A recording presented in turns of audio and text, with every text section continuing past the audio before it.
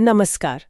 आज हम भगवद गीता के बिल्कुल पहले श्लोक से शुरुआत कर रहे हैं। जी, वो पहला सवाल जहां से सब शुरू होता है। हाँ, महाभारत का वो निर्णायक मोड़ आने से ठीक पहले का क्षण। हमारे पास एक विश्लेषण है जो इसी श्लोक की गहराई में जाता है। बिल्कुल, और ये श्लोक हमें सीधा कुरुक्षेत्र ले जाता है, जिसे श्लोक में ही धर्म क्षेत्र भी कहा गया है। धर्म क्षेत्र मतलब वो जगह जहां धर्म का फैसला होना था। हाँ, जहाँ सही गलत की परख होनी थी। और सवाल कौन पूछ रहा है? नेत्रहीन राजा धृतराष्ट्र। वो संजय से पूछ रहे हैं जिन्हें दिव्य दृष्टि मिली हुई थी। जी। और सवाल क्या था?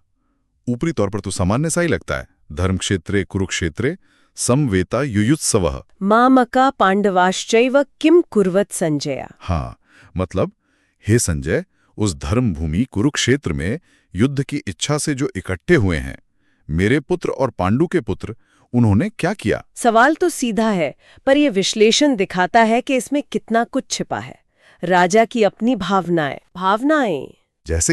जैसे कि उनकी चिंता, उनका डर और शायद सबसे बढ़कर उनका पक्षपात। ये सब इस एक सवाल में झलकता है। खासकर वो शब्द मामकः पांडवाश्चै, मेरे पुत्र और पांडु के पुत्र। बिल्कुल, ये मामा कहा यानी मेरे, इसी पर विश्लेषण जोर देता है। ऐसा लगता है जैसे वो पांडवों को परिवार का हिस्सा ही नहीं मान रहे, अलग कर रहे हैं। हाँ, ये मामा कहा शब्द जो है, ये सिर्फ एक शब्द नहीं है। ये दिखाता है कि राजा के मन में बंटवारा है, अपने बेटों के लिए गहरा मोह और पांडवों के लिए एक तरह की दूरी। जी, एक दूरी। तो ये सवाल सिर्फ जानकारी के लिए नहीं है, ये उनके अंदर जो चल रहा है उसका प्रतिबिंब है, उनका मोह, उनका डर। लेकिन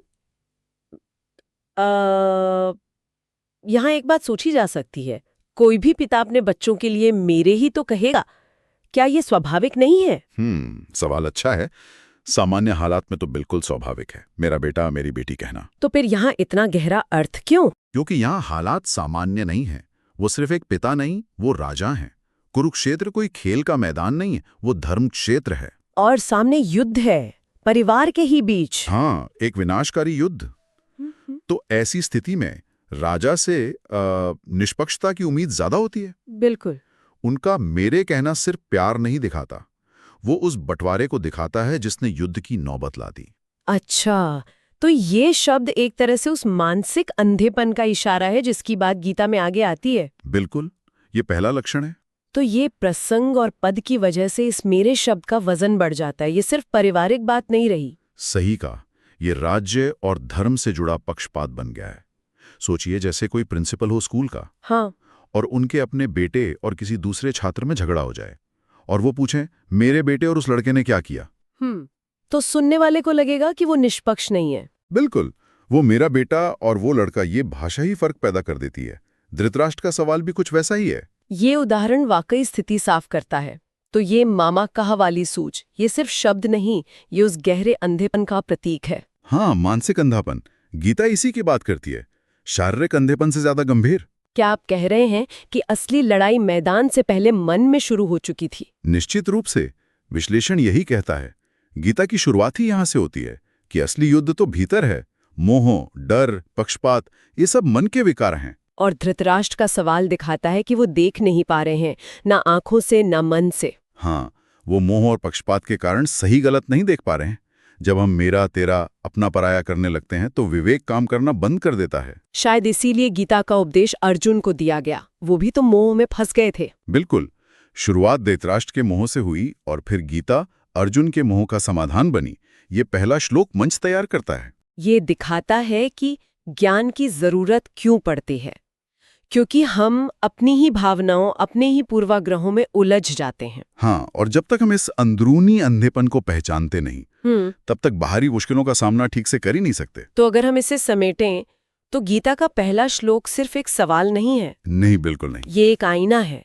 ये दिखाता है कि हमारी अंदरूनी भावनाएं, हमारा मोह, डर, पक्षपात, ये सब कैसे हमारे नजरिए को, यहाँ तक कि हमारे सवालों को भी रंग देते हैं। एकदम सही कहा आपने। और सबसे बड़ी सीख शायद यही है कि असली अंधापन आंखों का नहीं, मन का होता है। असली संघर्ष बाहर से ज्यादा हमारे अपने अंदर चलता है। जी। धर्म क्षेत्र सिर्फ कुरुक्षेत्र नहीं, हमारा मन भी है, जहाँ ये लड़ाई रोज चलती है। ये वाकई सोचने वाली बात है कि हमारे रोजमर्रा के जीवन में, हमारे रिश्तों में, फैसलों में ऐसे कौन से छोटे छोटे अनदेखे पक्षपात हो सकते हैं। कहाँ हम अनजाने में अपना पराया कर जाते हैं और शायद सही तस्वीर देखने से चूक जाते हैं, तब भी जब हमें लगता है कि हम बिल्कुल निष्पक्ष हैं। इस पर सोचना चाहिए।